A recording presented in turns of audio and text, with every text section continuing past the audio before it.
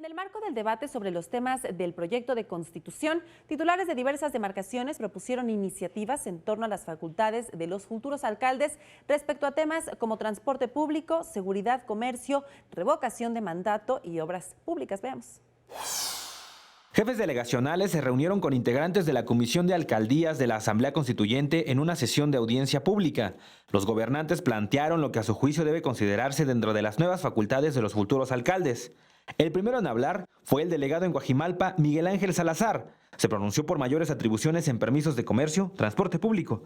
Además, señaló que se debe considerar la revocación de mandato no solo de alcaldes, sino de los concejales. Es decir, si la planilla de un alcalde llega, pues si van a someter al próximo alcalde a la revocación del mandato, que se vayan todos.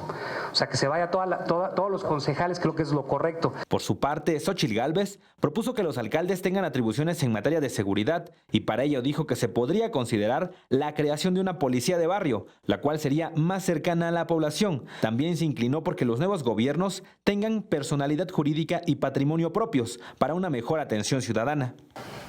Sí creo que deberían de tener un porcentaje del predial, eso no debe estar a discusión, porque el predial está totalmente ligado a los servicios urbanos que damos, que tiene que ver con basura, drenaje, pavimento, alumbrado. El jefe delegacional en Venustiano Carranza, Israel Moreno Rivera, agregó que las demarcaciones deben operar recursos propios en materia de obra pública para atender de manera pronta a los habitantes, además de ejecutar acciones en materia de desarrollo social para no depender de la administración central.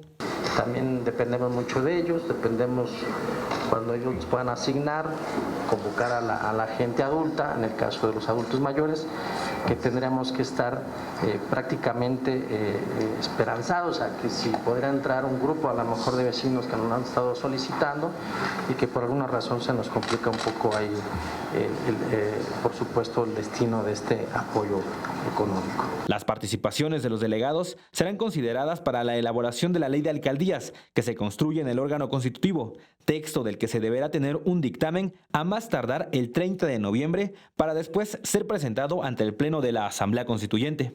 Manuel Hernández en las imágenes, Edwin Hernández, 21 Noticias.